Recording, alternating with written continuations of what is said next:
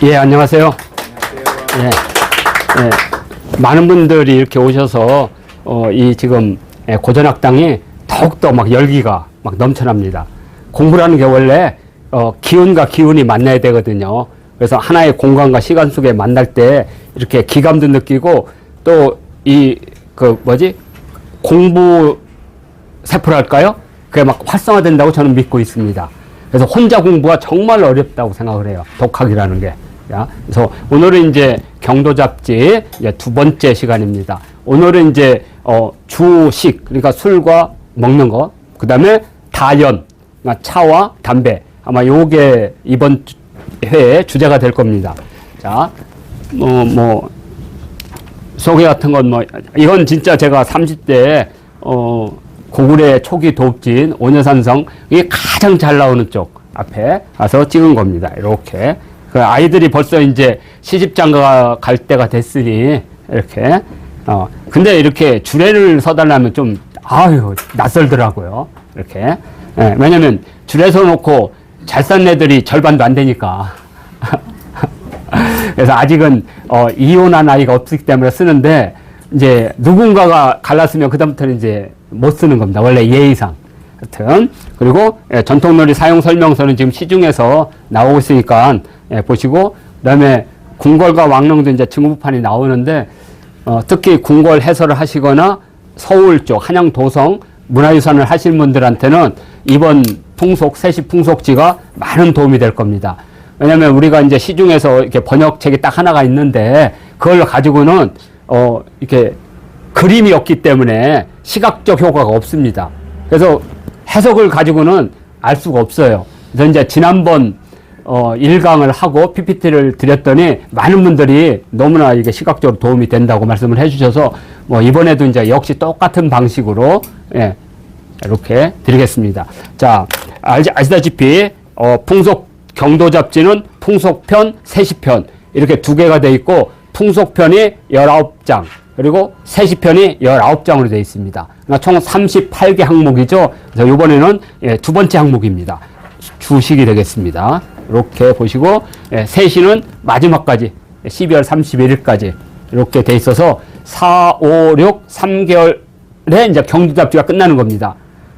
그리고 7, 8월이 열양세시기 그리고 동국세시가 좀 많기 때문에 9, 10, 11, 12 그래서 올해 이제 세시기 3권 조선 3대 풍속지를 마무리하는 걸로 그리고 1회당 보니까 약 60쪽 정도의 PPT가 나오더라고요. 그러면 40회 정도를 할 예정이면 한 2,400쪽이에요. 그래서 도저히 이것은 이렇게 프린트해서 할 수 없으니까 이메일로 이렇게 보내드리도록 하겠습니다. 자, 오늘은 이제 주식입니다. 원명은 이렇게 됐습니다. 주명, 소국. 이렇게 술 이름이죠. 주명, 소국. 도화, 두견, 개, 춘, 양지. 양은 이제 빚는다는 뜻이고요. 가자, 뛰어난 것, 아름다울까, 가자. 패성의 가목루, 해서의 이강고, 호남의 중력고, 역유, 향도자. 향은 이렇게 들이다, 권유하다. 그러니까 역시 이것은 권유할 만한 것이다. 이렇게 되어 있습니다. 이렇게 뜻을 하나씩 그러니까 여기 번역본이 그런다. 술 이름 가운데 소곡주, 도화주, 소국도 되고 소곡도 됩니다. 관계는 없습니다. 소국, 도화주, 두견주 등은 모두 봄에 빚는다. 그죠? 여기 개자가 모두 개자니까 모두 요 개자가 이거니까 그리고 뛰어난 것 가자 뛰어난 것은 패성 패성은 평양이라는 뜻입니다. 다 이제 해석해 드릴 거예요. 패성의 가목루 이 가목루는 우리 고전에도 많이 나오는 겁니다. 그러니까 그리고 해서 황해도입니다. 해서의 이강고 그리고 호남의 중력고 중력이라는 것은 대나무 진액을 말하거든요. 그래서 중력고 등은 또한 권할 만한 술이다. 이게 이제 번역문입니다. 이렇게 하고 이걸 기준으로 해서 여기 국자 누룩이라는 말도 되고 효무라는 말도 됩니다. 우리말로 누룩이니까 누룩국. 저는 시골에서 이 누룩을 이렇게 보존하는 창고 같은 거 있으면 그럼 거기 근처에 이렇게 빨간 걸로 해가지고 줄 달고 못 들어가겠습니다. 거기 사람이 들어가게 되면 거기 들어간 사람은 그 사람만 들어가요. 왜냐하면 사람 몸에 균이 있으니까 균이 잘못 들어가면 균이 변질되니까 어렸을 때 그거 기억납니다. 그 양조장 뒤쪽에 산에 이렇게 그래서 누룩입니다. 누룩국자. 누룩국자는 말 그대로 이게 보리나 밀이죠. 이게 보리나 밀. 그리고 요건 쌀이란 뜻이고요. 요것은 주무르다는 뜻입니다. 감싸는 포자, 주무르다. 한자적으로는 주무르다. 그러니까 뭔가 쌀을 이렇게 막 보리나 쌀을 막 주물러서 넣으면 거기서 혐오가 발생하는 거죠. 그래서 국자는 그런 겁니다. 누룩이란 뜻입니다. 그리고 양자는 말 그대로 빚을 양, 이렇게, 이렇게 여기입니다. 양조장할 때 쓰는 겁니다. 양조, 빚을 양. 그리고 리자는 배리자. 그래서 리강고 하면 배가 들어가는 건데 그게 아닙니다. 이따가 하겠지만 배가 아니에요. 리강고, 이강고. 그 다음에 생강강자. 많이 쓰는 거니까요. 외워두세요. 생강강. 그러니까 여기 풀조차에다가 받전자 있어서 우리가 강토할 때는 이렇게 쓰죠. 요 풀조차 빼고 여기 이렇게 강토. 그래서 생강입니다. 생강. 그리고 뭐 이 고자는 기름고.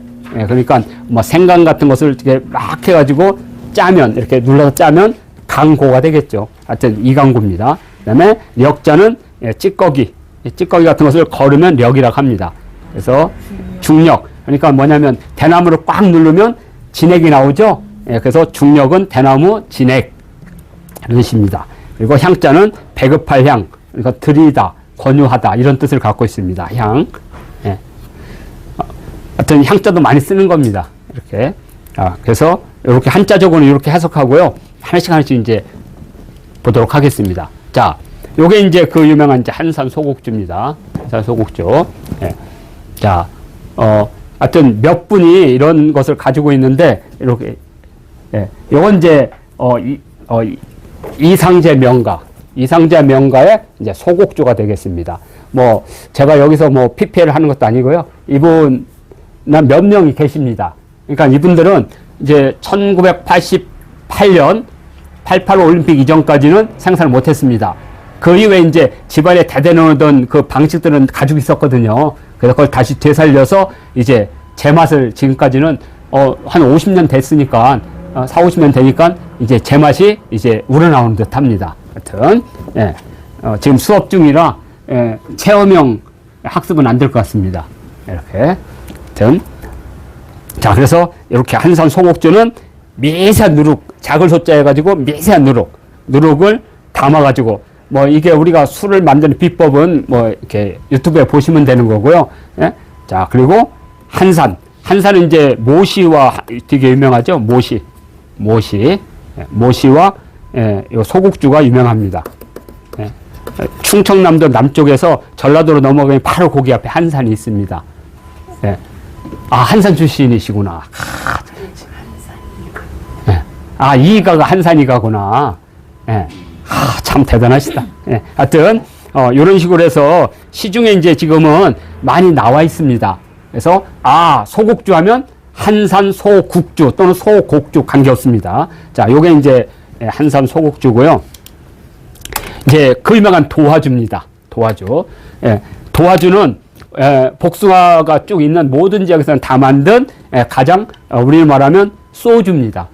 그러니까 지금 먹는 고급 소주가 아니라 그냥 중산층이나 백성들이 일반적으로 먹는, 왜 우리나라는 저 북쪽부터 백두산부터 이쪽까지 진달래가 다 피거든요. 그래서 우리 고조선 때는 진달래가 국화였다는 말이 있습니다. 무궁화가 아니고. 이렇게. 자, 도화주입니다. 활짝 핀 복숭아 꽃을 넣어 빚은 꽃이 활짝 폈는데 왜 도화주가 일반적인 술이 돼요? 아니, 도화주가 복숭아 꽃이 너무 많으니까. 근데 선생님 진달래꽃 얘기를 하는 진달래 꽃이 아니죠. 잘못했습니다. 바꾸겠습니다. 복숭아 꽃입니다. 복숭아 꽃. 그리고 여기 가운데다가 여기 보이죠? 요것을 반드시 동도지로 꼽는다. 동도지는 복숭아 나무 가운데 동쪽으로 뻗은 가지를 동도지라고 합니다. 그래서 뻗다. 일반적으로 색깔이 아주 하얗고 곱다 그래서 백화주라고도 한다. 이렇게 합니다. 하여튼, 이렇게, 이 도화주는 여기 한국음식문화연구소에서 요 방식대로 만든 시제품입니다. 그래서 제가 올려놓은 겁니다. 네, 안 보입니까? 자, 그러면, 네, 이거 하나 보겠습니다. 예. 자, 동도지란 게 뭐냐? 이제 이쪽에 해가 뜨니까 이쪽 동쪽으로 뻗은 요거죠. 이거 동도지입니다. 예. 동도지는, 강한 햇빛을 받는데 복숭아꽃 자체가 벽사의 기능을 갖고 있습니다. 그래서 예전에는 복숭아를 제사상에 올리지 않는다는 말이 있잖아요. 귀신을 내쫓는 거니까. 예? 그래서 동도지를 이렇게 집 앞에다 꽂아 놓으면 잡기가 들어오지 않는다고 믿었습니다. 그래서 이 동도지로 주로 뭘 만드냐면 도장을 만듭니다. 두꺼운 거야. 예, 동도지. 예. 도장도 만들고, 뭐 여자들 비녀도 만들고.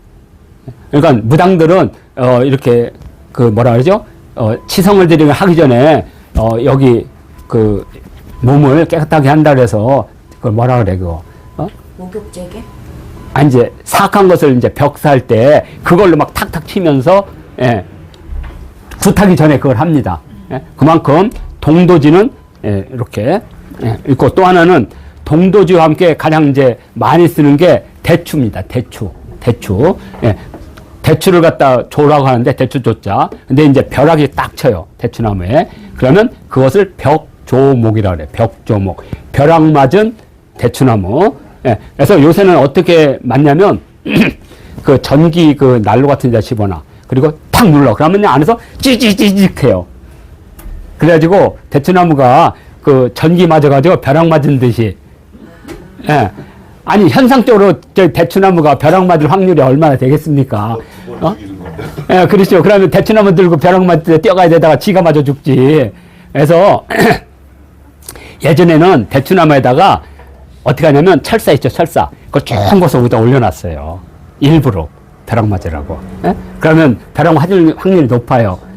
그래서 이걸 벽조목이라고 합니다. 이렇게 하면 벼락 맞으면 새까맣게 타거든요. 그럼 이걸 가지고 도장을 만듭니다. 인장. 그래서 이렇게 벼락 맞은 대추나무로 쓰거나 이제 무당들이 도화주로 주로 이제 사악한 걸 벽사할 때 쓰는 것 동도지입니다. 그래서 아마 술이 잘 빚기 위해서 아마 잡사한 것이 못 들어오도록 그래서 동도지를 꽂아 놓았다라고 지금 보고 있습니다. 그러니까 이렇게 동도지. 이게 이제 도화주입니다. 도화주. 자, 그 다음에 이제 두견주. 이게 이제 진달래꽃입니다. 제가 아까 좀 헷갈렸는데요. 우리말하면 당진이거든요. 당진군, 면천, 당진이 크고 면천이 그 안에 있어요. 그래서 당진 두견주라고 하고, 면천 두견주라고 하는데, 지금은 이제 면천 두견주로. 그러니까 조선시대 때는 당진 두견주라고 그랬어요. 근데 지금은 이제, 문헌에는 당진 두견주예요. 근데 지금은 면천 두견주입니다. 그래서 혹시 면천 두견주와 당진 두견주가 다른 거라고 생각하지 마시고요. 근데 이제 진달래가 이게 잘 발효가 잘 안 돼요. 그래서 잘못하면 막 약간 비린내 같은 게 나고 썩은 내 같은 거, 발꼬락내 같은 냄새. 우리 술 같은 거 보면 그런 거 있죠. 냄새. 특히 중국에서 발효 안 된 싸구려 술 마시면 아주 매콤한 냄새. 근데 지금은 정말 좋습니다. 맑고. 그래서 봄에 이렇게 진달래. 그래서 저 어렸을 때 진달래 이거 많이 땄습니다. 물론 진달래로 이제 저것도 하죠. 화전도 만들지만 이렇게 동네에서는 가양주 만들 때. 하여튼 요게 두견주입니다. 그래서 여기에 면천 두견주라고 되어 있고요. 이렇게 진달래꽃을 이렇게 넣어서 만든 겁니다. 가양주라고 합니다. 집에서 술도가에서 만드는 게 아니라 집에서 요새 주말 드라마 중에 독수리 술도가라고 있죠. 거기는 가양주 형태의 술도가예요. 그러니까 집안 내로 다른 거 안 쓰고 그냥 자기들만이 만든 효모를 가지고. 그래서 막걸리를 그렇게 만든다라면 저는 사 먹겠어요. 사 마시겠어요. 하여튼 그래서 이 두견주가 바로 면천 두견주다 이렇게 돼 있고요. 자, 한번 보겠습니다. 자, 이제 다음 단계입니다. 1단계 3개 해놓고 그 다음에 이제 소개하는 게 패성의 가목루입니다. 패성의 가목루. 그러면 이 패성은 뭐냐? 이것은 폐수가 흐르는 도시. 그러니까 예전에는 평양에 폐수가 흘렀다고 그랬고, 그곳이 고조선의 수도라고 생각을 했던 거죠. 그래서 평양을 폐성. 물론 이제 민족사학자인 단재 신채호 선생님은 그 평양이 지금의 고구려 평양이 아니라 저 만주 지역의 하르빈 정도에 있는 완달산이 있는 곳을 폐성이라고 봤지만, 하여튼 뭐 우리 민족이 이동하는 과정에서 그 도 이름이 이제 평양으로 왔겠죠. 그래서 폐성이라고 하고요. 또 이 조선시대 때 이 사대주의적 사고를 가진 사람들은 단군 이후에 중국의 상나라가 망한 후에 현인이었던 기자가 평양에 와서 조선의 왕이 된 후에 문명을 이뤘다. 그래서 기자의 땅, 그래서 기성이라고도 불렀습니다. 근데 기성이나 폐성보다 더 높은 게 있어요. 그게 뭐냐? 바로 단군 할아버지의 도읍이란 뜻으로 유경이라고도 불렀습니다. 서울경찰서 유경. 그러면 왜 유경이냐? 그건 좀 이따가. 왜 버드나무냐 이거죠. 지금도 대동강변에 가면 버드나무가 쫙 심어져 있습니다. 그리고 그 옆에 바로 북한 최고의 호텔인 유경 호텔이 있습니다. 그러면 왜 유경이냐? 그러니까 평양을 뜻하는 도시 이름이 폐성, 기성, 유경 이렇게 1번, 2번, 3번. 그러니까 우리가 풍속지를 한다 해서 풍속지만 배우는 게 아니라 조선의 지리라든지 지명이라든지 민속이라든지 인물이라든지 역사를 함께 배우는 겁니다. 그래서 우리가 인문학을 해야 되는 거죠. 자, 그래서 평양을 말한다. 시내에 폐수가 흘러서 폐성이라고 부르고, 기자가 동네하여 문명 개화를 한 곳이라고 해서 기성이라고도 부르고, 그 다음에 단군의 도읍지로서 유경이라고도 한다. 자, 그래서 이 폐성이라는 걸 쓴 건 벌써 우리가 100년 전에 시문이 이런 노래, 시를 썼습니다. 폐성의 미인, 폐성의 가인. 또는, 자, 네 무덤에 눈이 덮였구나. 흰 조갑지를 씻어서 엎어놓은 듯 새하얀 눈이 소복히 쌓였구나. 띠띠띠띠. 그러니까 여기에 폐성이라는 걸 우리가 찾을 수가 있죠. 그 다음 또 하나는 이의원.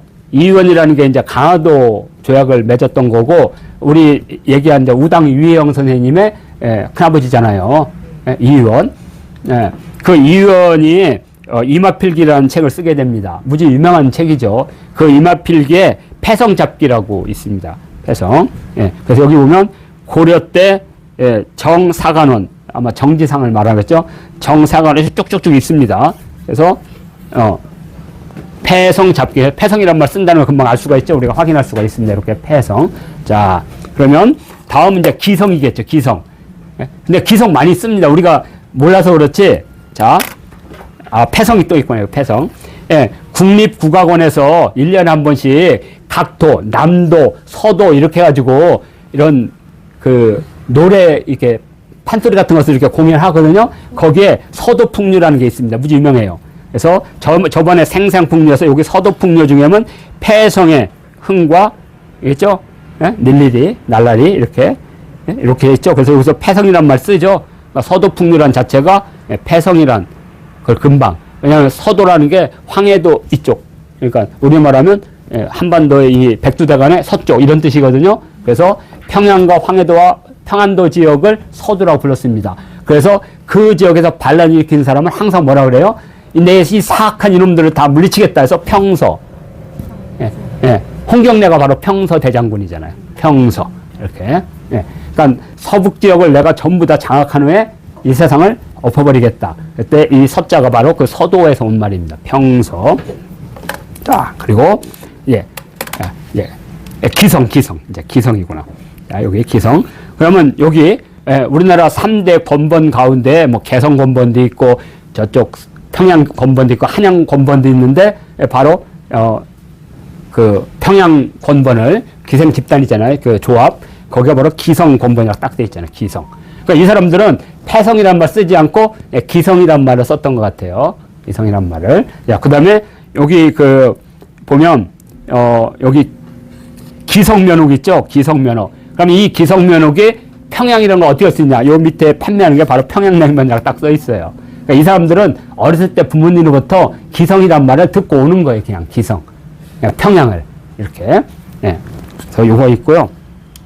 자, 다음에 여기 유경이 있습니다. 유경. 여기 뭐냐면 평양이 이게 가장 높은 유경호텔입니다. 유경호텔. 다 유경호텔 머무르셨죠? 아니요. 평양 안 갔다 오셨어요? 네. 안타깝다.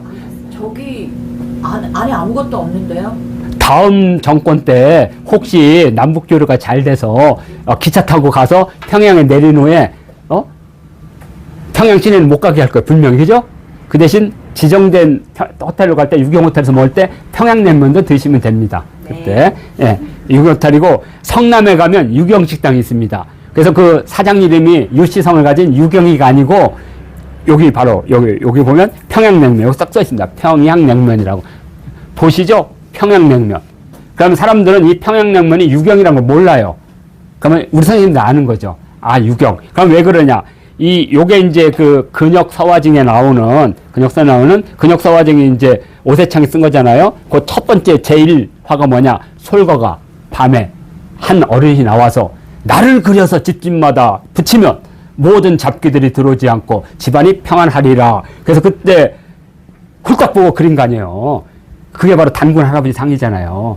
그게 이제 평양에 또 9월산 삼성전에 계속 내려왔던 거죠.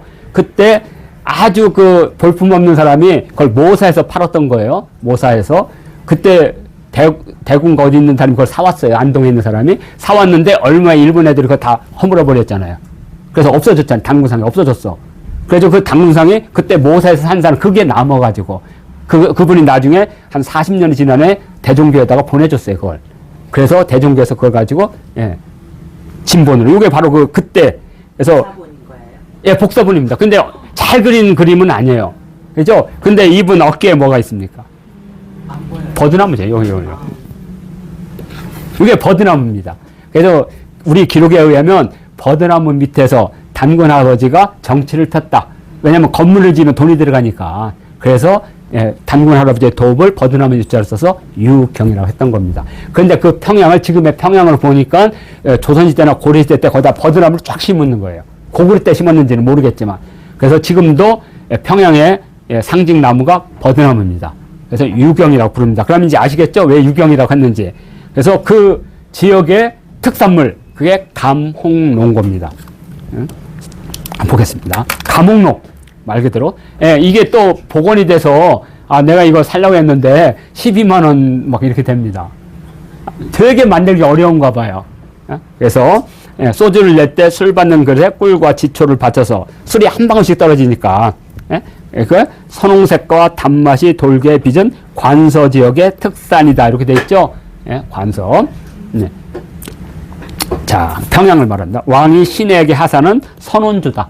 조선시대 때 왕이 이제 급제를 하거나 또는 어떤 분이 이제 칠순이 돼서 기로수에 들어갈 때 왕이 내리는 특별수, 그게 감홍로다. 그건 알고 계시는 거죠. 그러니까 궁궐답사할 때 어떤 술을 줬냐 그러면 소주 줬다 할 수는 없잖아요. 막걸리 줬다 할 수 없죠. 그때 바로 패성에 감홍로를 내렸다. 선원주 이렇게 하면 이야기가 되는 거죠. 그래서 여기서 감은 맛이 달콤해져서 감이고, 그 다음에 여기는 색깔이 붉다 그래서 홍이고, 그 다음에 요게 한 방울 이슬처럼 내리게 한다 그래서 증류한 거기 때문에 이슬로자를 써서 로다. 그래서 감홍로다. 자, 이렇게 하면 궁궐답사 하시는 분한테는 많은 도움이 될 겁니다. 이 술은 따뜻하게 데워서 먹는 술. 우리나라 술은 기본적으로 따뜻하게 데워 먹는 술입니다. 오사주도 감옥로였을까요? 대부분 감옥로 좋습니다. 자, 그리고 여기 오주 연문 장전 산고에는 조선 4대 명주가 감옥로, 홍천의 백주, 여산의 호산춘, 한산의 소곡주. 그러니까 우리가 지금 공부하는 건 감옥로와 소곡주를 지금 공부하는 겁니다. 그리고 이제 다른 데 또 할게요. 그리고 또 여기 그 평양의 3대 음식이 바로 냉면, 골동반, 감옥로. 그러니까 이 골동반은 우리나라 3대 이 비빔면이 있습니다. 평양의 골동반. 그리고 또 어디 있죠? 자, 빨리 말하세요. 전주 비빔밥. 그리고 또 하나. 진주 비빔밥. 그래서 이거는 우리나라 3대 비빔 음식이에요. 근데 골동반과 비빔밥은 달라요. 골동반은 중국식이고요. 비빔면은, 그러니까 골동반은 되게 오래된 거기다가 이렇게 주는 거고, 비빔밥은 우리 전주나 이거는 우리 고유한 방식입니다. 일단. 골동이 오래된 거란 뜻이에요? 그래서 골동이라는 것은 여러 음식을 섞어서 먹는 건데, 비빔밥은 사실 우리하고 달라요. 우리나라 비빔밥 반드시 오채를 넣어야 돼요. 그게 바로 음양 오행을 맞춰서. 그리고 밥은 따뜻하게, 그리고 그릇은 차갑게. 그래서 음양을 맞추고, 그래서 음양, 오행을 맞추고, 그러면 당연히 오차가 들어가죠. 그걸 가장 잘 지키는 게 진주 비빔밥입니다. 그리고 전주 비빔밥은 콩나물로 때려 박은 거잖아요. 사실은. 전주 비빔밥은 그걸 지키진 않습니다. 그래서 어느 게 제일 맛있냐? 당연히 전주 비빔밥이 맛있죠. 진주 비빔밥은 슴슴합니다. 슴슴해. 그 대신, 예, 그 진주의 기생들이 그 논계, 기생이라고 하면 안 되죠. 전주의 여성들이 논계 이후로 계속 그걸 지켜온 거예요. 그래서 우리나라 3대 비빔 음식. 그것도 외워두는 거 좋죠. 평양의 골동반, 전주 비빔밥, 진주 비빔밥. 그리고 이제 약간의 곁다리로 두 개를 꼽으라면 강원도, 원주와 이쪽에 있는 비빔밥. 많이 드시죠? 그 나물, 예, 산채 비빔밥. 그 다음에 충청도, 고사리. 충청도는 고사리가 줍니다. 그래서 고사리 넣는 비빔밥과 산채 넣는 비빔밥이 더하기 2 비빔 음식에 이렇게 아시면 좋을 것 같습니다. 자, 그러면 여기 보겠습니다. 가목로 어디에 나오냐? 바로 별주부전에 나옵니다. 별주부전에 이제 토 선생이 바위에서 딱 이렇게 이제 일광욕을 따가고 있는데 별주부가 별주부고 토는 토 선생이에요. 주부는 벼슬아치고 용궁의 별주부가 딱 와가지고 토 선생을 꼬시잖아요. 그랬더니 안 가. 이 세상이 좋은데 내가 와. 그때 여기에는 없는 특산물이 우리 용궁에 있습니다. 그게 뭐냐 했더니 창고에 가목로가 가득하다니까 술 좋아하는 토 선생이 그에 반해서 간 거예요. 그래서 거기에 가목로가 한번 나오고요. 또 하나는 춘향전. 언제 나올 것 같아요? 불이 저기 할 때? 정답. 서방님 가시면 저는 어떻게 기다립니까? 긴 밤을 기다립니까? 했더니 기다려라. 내가 반드시 올다. 그때 춘향이가 대접한 술이 바로 가목로입니다. 가목로. 이렇게. 그러니까 이것도 좋죠.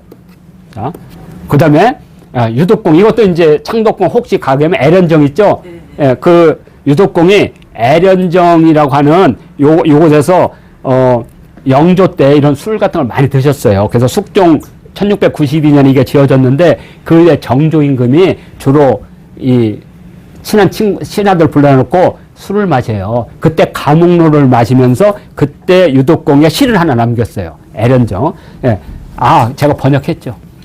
번역해놨습니다. 번역 안 돼 있어요. 예, 번역했습니다. 자, 가목로. 예? 우리 유독공의 문집에 나옵니다. 애련정이라고. 제목이 가목. 아니요, 여기, 그거 있잖아요, 여기. 예, 애련정, 김서윤. 그러니까 서울부시장 누군지는 모르지만 서울부시장의 시에 내가 차오나 내니까 이때 어떤 분이 이제 시를 쓰면 돌아가면서 이제 한 잔 하면 아마 술을 한 잔 줬겠죠. 예? 그때 그 시에 답을 한 거예요, 답. 차오나 답을 했다. 그래서 요 제목이 요거잖아요. 애련정하고 답하다. 김서윤, 김치성을 가진 부시장님한테 답을 했다. 이런 뜻입니다. 자, 의란, 초장구, 시서, 거당당, 서멀, 생의영, 미풍, 도묵향, 산천, 연북지하고 국마사, 서량이니 만만가목로, 그 다음에 자향시, 취향이다. 우리가 딱 좋아하는 자향이 곧 취향이다. 자, 난간에 기대어 깊은 수심에 잠겨. 이것은 아마 나라를 걱정하는 아마 그럴 거예요. 정조임과 함께. 그죠? 난간에 기댄 채 깊은 수심에 잠겨 시간이 서서히 가는데 뚜벅뚜벅 간다는 거예요. 시간은 우리 생각 없이 우리는 지금 나라를 걱정하는데 시간은 무심하게 뚜벅뚜벅 간다. 당당. 그런 뜻입니다. 이걸 가지고 선생님들이 조금 해석을 덧붙여도 됩니다. 자, 그 다음에 섬얼이라는 것은 섬이라는 게 섬섬이라서 가는. 그래서 섬얼이라는 건 초승달을 말합니다. 초승달. 섬얼, 생의영. 그러니까 여기가 이제 애련이니까 연못이잖아요. 그러니까 난간에 딱 기댔으니까 섬얼에 어떻게 해요? 옷자락에 그림자가 거기에 있는 거죠. 그런 뜻입니다. 생의영. 그때 바람이 샥 오니까 묵향. 왜냐면 시를 썼으니까 그 먹가른 묵향이 싹 지나치다. 그런 건데 또박또 올라가고 소동달의 옷자락 그림자 생겨나고 가벼운 바람에 묵향이 넘실넘실. 예. 자, 그리고 산천은 연북지. 이건 무슨 뜻이냐면 이걸 이해하려면 중국을 이해해야 돼요. 중국에 이때 송나라 이때 위에 북쪽이 오랑캐들이 있었잖아요. 이런 뜻이다. 우리 산천은 북쪽에 있다 그죠. 그런데 또 서쪽도 오랑캐들이 있는 거야.